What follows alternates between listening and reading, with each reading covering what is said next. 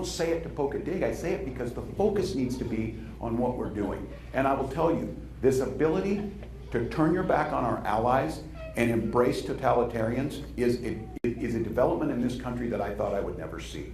And I say that because I had the privilege this year, and maybe some of you have done this. I had never had the privilege to do it.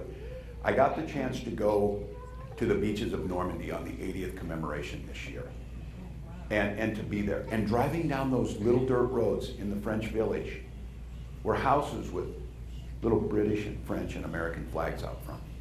And as you got closer to it, there would be children with all of those flags. Those were the sons of the democracies pushing back against the dictators, pushing back against the totalitarians. And they stood side by side, and they stood with that. And those beaches of Normandy and the dead that we left there were protecting us back at home. That same thing holds true today to stand with our allies.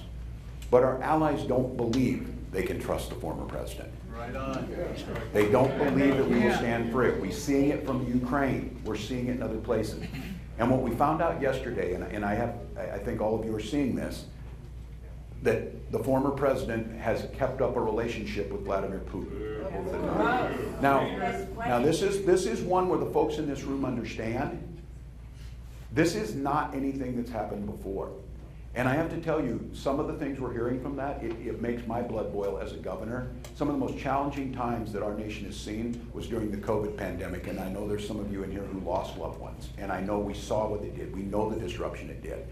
And we were, as governors, doing all we could to get testing and the equipment we needed to protect the people that we were responsible for.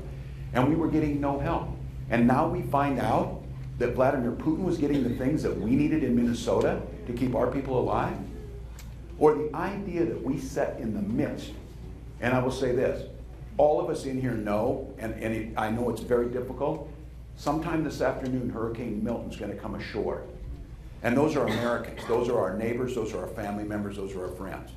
And the commitment to stop the politicking and to unify, to be there, is absolutely critical.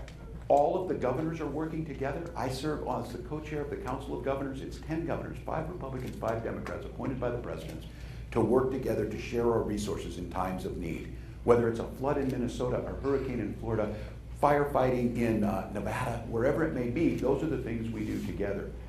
And when we have people coming out and saying that before decisions were made on determining aid, former President Trump asked to see how those people voted. Never in our life would we ask that. Never in our lifetime would we ask that.